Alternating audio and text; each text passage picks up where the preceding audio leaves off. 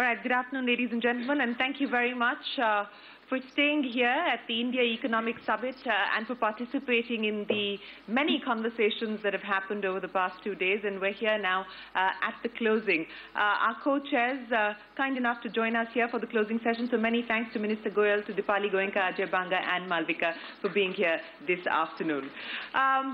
As I said, we've talked about many things, from digitization to financial inclusion, diversity in the workplace, pollution, several things pertaining to what India needs to do to improve the quality of life of its citizens as well as enhance its economic power.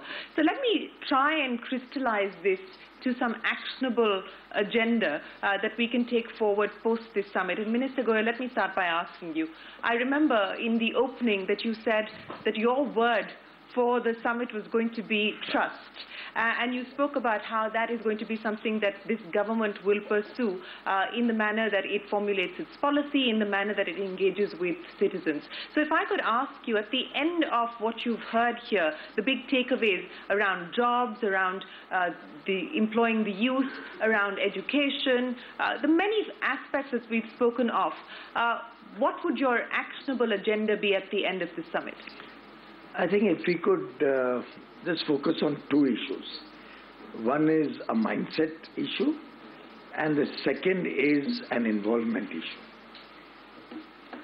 The focus, if it is changed to the narrative becoming outcome-oriented, if the narrative, even in our own discourse or in our own thinking, including the media for that matter, is focused on what's gone wrong, we are happy with that. It's great, because that, as you know, I've always enjoyed getting feedback which helps us improve our work and our effort. But if it is motivated, if it is singularly intended to disrupt the positive environment, then I think that will be pretty much unfortunate for the country. Because somehow in this day and age of 24 hours television, breaking news and all, it's very easy to sensationalize without really bothering about the outcomes. And more often than not, my own experience is very trivial issues sometimes are sensationalized beyond they really deserve to. And very often, falsehoods are sensationalized with not even an apology. And I'll share a small example. Once one of the pink papers wrote that I have a shareholding of some 20 or 30 crores in a company which had recently had an IPO. Now, the least I would expect a pink paper, which is basically running economic news, is to verify its facts. And a Piyush Goyal name can be verified very easily. Our data is on the website every year as ministers. And if at all, they should have otherwise written that I'm falsifying my data on that I'm submitting to the Honorable Prime Minister.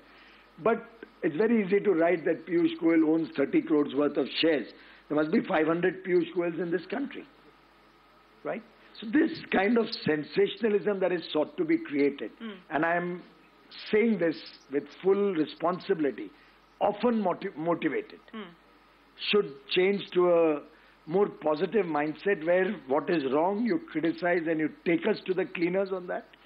And what is good for the country, be willing to even say that that is good for the country. So if I that's one part. Sure. And the second part is the change that we always talk about, be the change you want to see in the world, make a difference to society. Malvika spoke about it yesterday. I think the more all of us get involved. I was in a program this morning where a gentleman came up to me, said, I have retired from the Defense Military Engineering Services. I said, great, I need help to make footbridges wherever there's large amount of passengers on trains in military precision and military speed. Can you help me? He said, I'd love to help you. Now that's the kind of enthusiasm you find in a large section of India. We are trying to channelize. I've already set up a meeting to meet him and see how he can help me in my work. We need to channelize our own energies to get more involved in this changing dynamic that the country is going through. I've often said that we also have to become whistleblowers. So if we see somebody doing wrong, we've got to talk about it.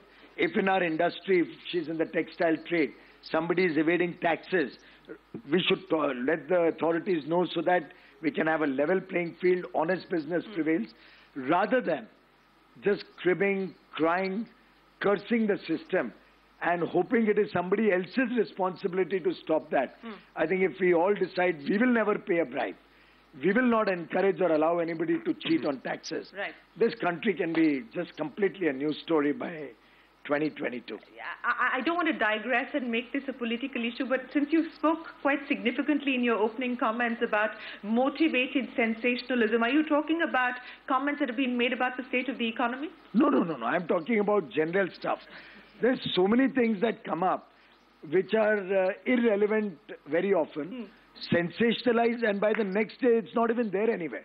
And nowadays with these online media houses, so-called social media is still a different thing. These online media houses, you have a number of them who will write anything and get away with it because they don't even have to substantiate do you anything. believe, like Harish Salve does, that social media needs to be regulated in India? I don't think you need to regulate social media. I think collectively we as the citizens of India need to give a befitting reply to such motivated people. You know, I think Piyush is raising a really interesting point on the involvement of citizenry. Piyush, it's almost like you were listening to a discussion I was having half an hour ago in a conversation with young global leaders. And somebody asked me a really good question there. And I said, if each of you went back and spoke to 10 people about what can be done differently, that's 20 people here, that's 200 people you reached. Right. You can change the world with that kind of behavior as compared to waiting for someone else to do it. Absolutely. So I think he's raising a really important point, and this thing of being, of creating the leadership you want, of setting the trend, I could not be more supportive of what he just said. And I want to pick up on both these points and take this conversation forward. And let me start by asking you, Minister Goyal, because you spoke about a need for a mindset change as well as linking that to outcome. If I could ask you about whether we could change this L1 mindset that we live with in this country. Yes. Also, and I'll link that to corporate boards, because yesterday we've had the Uday Kotak Committee on Corporate Governance bring out its report saying that people who are qualified to be on corporate boards, have the domain expertise of that particular industry, etc., should be the ones who represent corporate boards. But, this mindset that it has to be the lowest bidder, irrespective of whether they have the expertise, they have the competency, they have the skill. I mean, is it not time that we look for reimagining this template, reinventing this template for a better India? Well, first of all, since you alluded to Uday's report, let me also tell you that I think he's gone completely off the mark here. He's gone off the mark? Why? That's right, and I'll explain why. I became the power minister of this country. I didn't know the P of power or the C of coal, and renewable energy was the farthest thing from my mind when I became a minister. IAS officers all over the country, many of them have done illustrious jobs. I don't think they have some domain expertise in what Sridharan didn't know what a metro looks like when he became the metro man of India. So, I don't think very often I tell people when they come to me and they say that, this company doesn't have experience in manufacturing pipes, for example. We can't buy from them. I said, there is a process to determine if the pipes that they manufacture are good or bad. You do tensile testing. There are all sorts of testing available.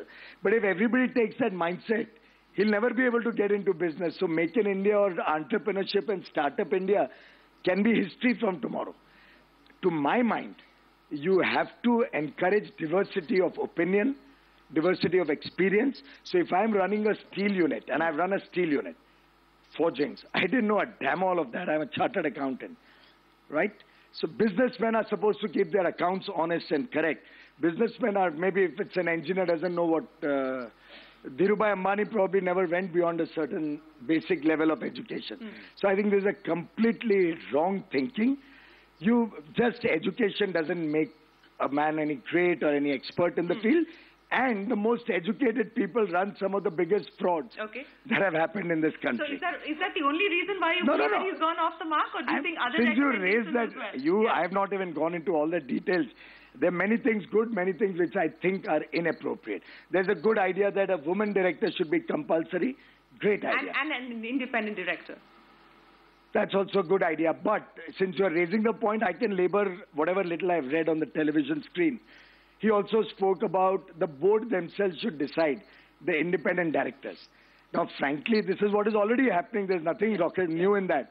But that is where the problem is. When I run my board, I choose people who are going to be yes men, who are going to listen to me, or going to go by what I say, and that's going to be my board. But that's the whole problem. The base problem is that only. So what he's recommending is that I get to choose who will be on my board, who are convenient for me to be on the board. So we are not discussing Uday's report. I'll talk to him tomorrow maybe about it. But the bigger issue is... He just got a preview. Yes, he did get a preview. But Uday has been like a mentor for me for 25, 30 years. I love him. And therefore I can take the liberty, and he takes the same liberty with me. When I go wrong, I know that Uday is there to tell me you're doing something wrong here. So I just said it because these were 2 or 3 things that I just picked up on the screen.